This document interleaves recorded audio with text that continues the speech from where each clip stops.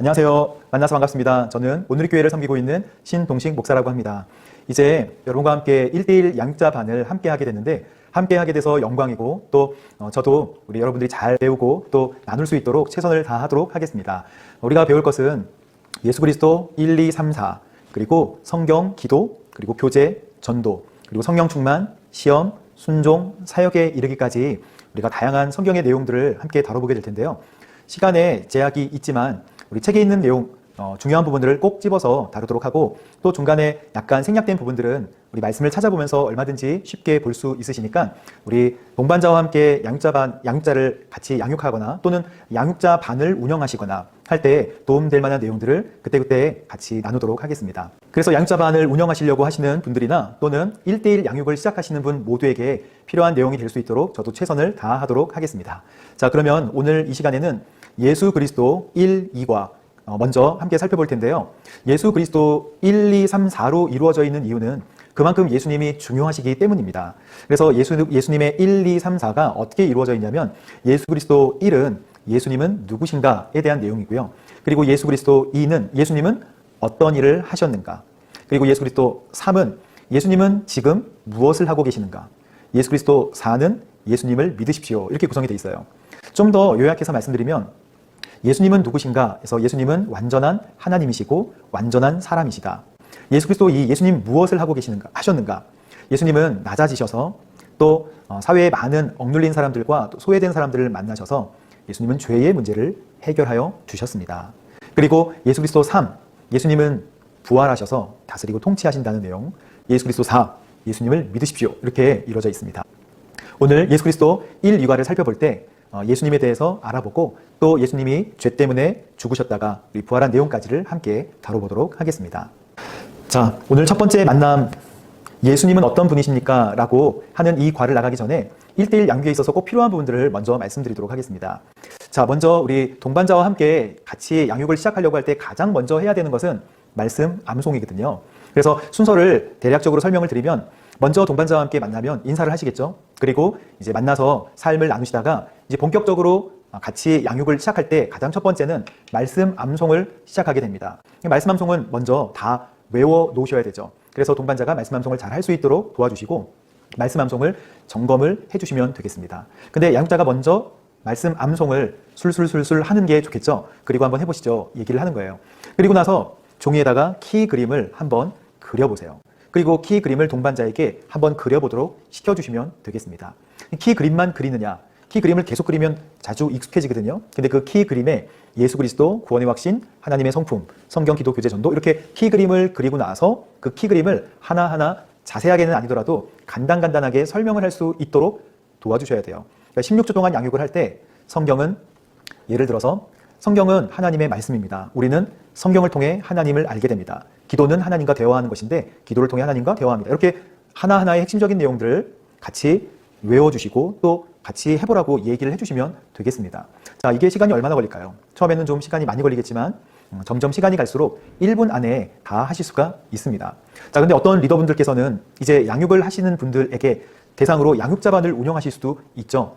양육자반을 운영하실 때는 반드시 우리 이 키 그림을 그리는 것하고 그리고 말씀 암송을 하는 것을 필수적으로 테스트를 하시는 게 좋습니다. 테스트하면 긴장하기 시작하죠. 그래서 양육자반 우리 학생들이 이 처음 시작할 때 이제 말씀 암송을 페이퍼에 외워서 쓸 수 있도록 해주시고 그리고 뒷면에는 키 그림을 그릴 수 있도록 도와주시면 좋습니다. 그래서 첫 시간에는 말씀 암송 오늘 다 외워오셨죠? 자, 이제 시작해주세요. 그러면 암송한 걸 쓰고 자, 다 쓰셨으면 뒷면에는 키 그림 그려주세요. 하고 나서 대형을 반드시 1대1로 바로바로 이야기할 수 있도록 대형을 만들어주세요. 만약에 20명이면 4명씩 5그룹이 되겠죠? 그러면 4명씩 하면 2명, 2명 짝을 져서 서로 마주보고 이야기할 수 있도록 자리를 배치하시는 게 양육자 반의 배치입니다. 그러면 서로 말씀 암송을 얼굴을 서로 보게 하고 암송을 시켜주시고 그 다음에 키 그림을 직접 손으로 자기가 키 그림을 들어서 키 그림을 손으로 짚어가면서 상대방에게 설명해주는 연습을 매 주마다 반복하셔야 돼요.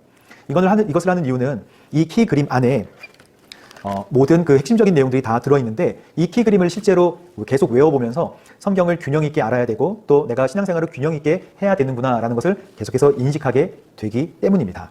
자, 그 다음에는 이제 서로 나눔을 가지는데 큐티 나눔을 꼭 가지게 되죠. 그래서 큐티 나눔은 우리 이기훈 목사님께서 설명해 주셨겠지만 하나님은 어떤 분이신지 그리고 나는 어떻게 살아가는지 그래서 묵상과 적용 부분을 잘 서로 나누시면 돼요. 동반자가 계속해서 하나님 앞에서 말씀 앞에서 바로 설 수 있도록 이 말씀에서 보게 된 하나님은 어떤 분이시죠? 라고 물어보는 것을 꼭 잊지 마세요. 제가 뭘 했고 제가 이번 주엔 이렇게 살았는데 마음이 기뻤거나 또는 슬펐어요 라고 그냥 삶을 나눌 수는 있어요. 하지만 큐티하면서 만났던 하나님이 어떤 하나님이시죠? 라고 계속 물어보면 내가 큐티하면서 말씀 속에서 체험했고 말씀 속에서 알게 됐던 하나님을 나누는 것이구나 해서 하나님의 말씀이 적용될 수 있도록 도와주는 것도 양육자의 역할입니다.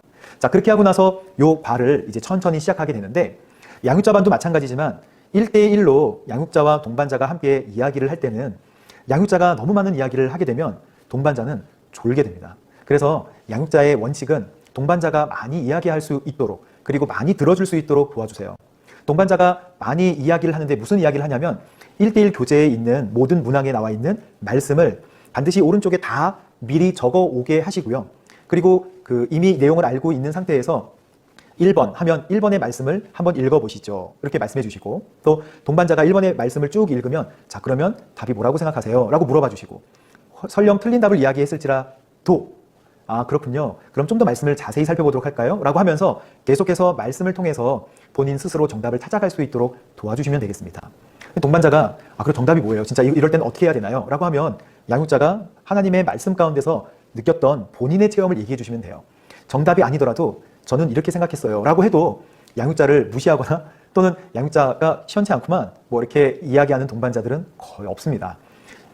동반자가 양육자를 통해서 변화를 받을 때는 양육자의 성실하고 또 아주 존중해주는 모습에서 그리고 하나님을 만나려고 하는 그 열정에서 도전을 받고 또 존경하고 배우는 것이지 어떻게 가르치는 스킬이 좋다고 양육자를 존경하는 것은 아니에요. 그래서 양육자는 동반자를 양육할 때 하나님의 제자, 예수님의 제자로 만든다라고 생각하고 내 제자가 되지 않도록 우리 동반자가 많이 하나님 말씀에 노출되고 또 하나님 말씀을 읽어낼 수 있도록 도와주시면 되겠습니다. 자, 이렇게 이제 팁들을 제가 중간중간 계속 설명을 드리도록 하겠습니다.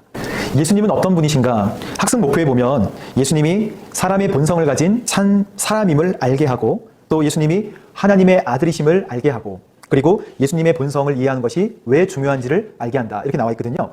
예수님이 사람이 되셔야 되는 이유, 또 예수님이 완전한 하나님이셔야 하는 이유, 그 두 가지를 정리하면 됩니다.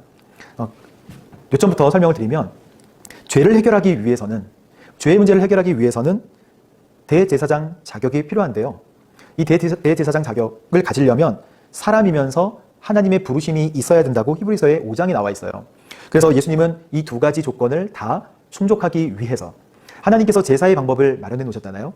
그 제사를 집례해서 죄를 없애려고 하는 바로 그 방법을 사용할 때 대제사장의 역할이 필요한데 대제사장은 완전히 사람이면서 하나님의 부르심이 있어야 됩니다. 그래서 히브리서 5장 말씀에 모든 대제사장은 사람들 가운데 뽑혀 사람을 위해 하나님 앞에 있는 사람입니다.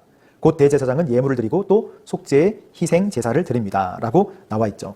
하지만 본인도 연약함에 쌓여있기 때문에 본인을 위해서도 속죄 제사를 드려야 된다라고 하는 것이 히브리서 5장 말씀이에요. 근데 예수님은 이 대제사장으로서 죄가 있는 제사장이 아니라 죄가 없는 대제사장 역할을 하시기 위해 사람의 몸을 입고 그리고 완전한 대제사장이 되어주신 것이죠. 대제사장은 죄가 있기 때문에 매년 속죄를 해야 되겠지만 예수님은 죄가 없으시기 때문에 대제사장으로서 완전하시고 또 본인 스스로 제물이 되어주셨기 때문에 그 제사의 효력이 영원하다는 거예요. 제사가 1년에 한 번씩 계속해서 주기적으로 드렸던 제사의 방법을 사용하지 않고 이제는 영원한 대제사장, 영원히 효력을 가지는 제물, 바로 그것이 예수님이 완전한 사람이 되시고 또 완전한 하나님이 되셔야 되는 이유였습니다. 그래서 히브리서 4장 15절에 우리에게 계신 대제사장은 우리의 연약함을 동정하지 못하시는 분이 아니고 우리와 동일하게 시험을 당하셨으나 죄가 없으신 분이기 때문입니다. 라고 나와 있죠. 그래서 9장 12절에 보면 염소와 송아지의 피로 아니하고 오직 자기 피로 영원한 속죄를 이루사 단번에 성소에 들어가셨느니라. 그래서 히브리서 이 5장 말씀과 4장 말씀을 꼭 참고하셔서 동반자에게 예수님이 왜 사람이셔야만 되는가를 설명해 주시면 되겠습니다. 사실 그렇게 물어보시는 분들이 많아요. 하나님이 완전하시고 또 전지전능하신데 그냥 사람을 구원하면 되지 굳이 인간의 몸을 입고 올 필요가 있었을까요? 이렇게 물어보시는 분들이 많으세요. 그 이유가 사실은 교재에서 찾아볼 때는 분명하게 드러나진 않지만 히브리서 말씀에 보면 제사의 효력, 옛날 제사가 불완전한 제사였구나. 그러나 예수님이 대제사장이 되어주시고, 그쵸? 자격 요건을 다 갖추셔서 되어주시고 완전한 제물이 되어주셔서 영원한 제사의 효력을 가지시는구나. 그리고 영원한 대제사장이 되어주시는구나 라고 하는 내용을 듣게 되면 그렇구나. 이 부분이 이해가 되는 것이죠. 왜 예수님이 완전한 사람이 되셔야 되는가에 대한 부분들이 해소가 되는 것입니다. 자, 그래서 교재에 보면 1, 2, 3번은 예수님은 완전한 사람이시다라는 것을 보여줘요. 이제 6번과 7번에 보면 예수님께서 완전한 하나님이심을 보여주는 내용들이 나와 있습니다. 6번에 1번 보면 요한복음 5장 23절에 예수님께서는 자신이 하나님과 똑같이 공경을 받으시는 분, 그리고 요한복음 14장 9절에서는 자기를 본 사람은 아버지를 본 것과 같다. 이렇게 말씀하시는 이유는 예수님이 완전한 하나님이심을 나타내어주는 말씀인 것이죠. 자, 그래서 마태복음과 요한복음에 하나님의 아들, 진실로 하나님의 아들, 그리고 나의 주, 나의 하나님, 도마의 고백과 같이 이렇게 예수님을 표현하고 있는 것은 완전한 사람이시지만 또 완전한 하나님이시다. 여러분 다시 정리해 볼까요? 완전한 사람, 완전한 하나님. 왜 중요하다고요? 예수님이 누구신가 알아보는데 이 두 가지 속성이 왜 중요하냐면 예수님이 대제사장이 되어주시기 위한 조건이기 때문에, 그래서 대제사장이 되기 위한 예수님의 완전한 사람, 완전한 하나님, 이것을 설명하기 위해서 이 두 가지 속성을 일과에서 다루고 있는 것입니다. 그러니 양육하는 우리 리더들은 머릿속에 예수님께서는 완전한 하나님, 완전한 사람이라는 것을 머릿속에 두고 이 말씀을 읽으면서 동반자가 예수님은 불완전한 제사 없애고 완전한 대제사장이 되어주시고 영원한 제사의 효력을 주시려고 우리에게 오신 것이구나, 이 땅에 오신 것이구나 라는 것을 알 수 있도록 도와주시면 되겠습니다. 네, 이제 8번 질문을 우리가 보면서 예수님이 사람들에게, 이제 제자들에게 물어봅니다. 사람들이 나를 누구라 하느냐라고 물어봐요. 여러분 동반자와 함께 이 내용들을 쭉 나누신 다음에 예수님이 제자들에게 사람들이 나를 누구라 하더냐라고 물으시는 이 질문 파트에서는 꼭 물어봐 주세요. 예수님은 완전한 하나님이시고 완전한 사람이신데 그러면 당신에게 예수님은 어떤 분이십니까? 라고 물어보는 것이 이 과의 이제 결론입니다. 우리가 이 과를 통해서 예수님이 완전한 하나님, 완전한 사람임을 알게 됐잖아요. 그런데 당신은, 동반자로 있는 당신에게는 예수님이 어떤 분이셨고 또 지금은 어떤 분이십니까? 라고 물어보세요. 양자반을 운영할 때는 이런 질문 두세 개를 항상 한 과에 두세 개를 뽑아서 이 두세 개 질문을 양육자들이 나눌 수 있도록 도와주셔야 됩니다. 예를 들자면, 그러면 여러분이 느꼈던, 그리고 여러분이 알고 있던 예수님은 어떤 분이신지 지금 5분 또는 10분 정도 시간을 드릴 테니까 한번 나눠보시죠. 자, 시작. 이렇게 하면 1대1로 마주보고 양육자반 사람들이 나누게 되는 거예요. 그래서 서로 눈을 보면서 제가 생각했던 예수님은 이런 분이셨습니다. 사실 몰랐는데 제가 어렸을 때 알았던 예수님은 어땠는데 이 과에 보니까 정말 예수님이 왜 인간의 몸을 입고 오셨는지에 대해서 알게 됐어요. 이렇게 나누시는 분들이 있으세요. 그런 내용들을 서로 나누게 되면 어떤 효과가 있을까요? 그냥 나누는 것일까요? 나누면서 예수님에 대해서 그 사람이 느꼈던 예수님에 대해서도 듣고 내가 느꼈던 예수님에 대해서도 이야기를 하면서 예수님에 대한 내용들이, 그리고 예수님에 대한 이 지식이 정리가 돼요. 그러니까 나누는 시간은 곧 우리가 들었던 내용과 또 나의 마음을 정리하는 시간이라고 보면 됩니다. 그래서 일과를 나눌 때 가장 중요한 것, 예수님이 완전한 하나님이시고 완전한 사람이신데 완전한 사람이셔야만 하는 이 내용을 히브리서를 통해서 꼭 인지하고 가르쳐 주시고, 그리고 이 내용을 스스로 나눠볼 수 있도록 동반자에게 설명해 볼 수 있도록 또 이야기해 볼 수 있도록 도와주시면 되겠습니다. 자, 이것이 1과의 가장 중요한 내용이었습니다. 자, 수고 많으셨고요. 그리고 이제 2과로 들어가 보도록 하겠습니다.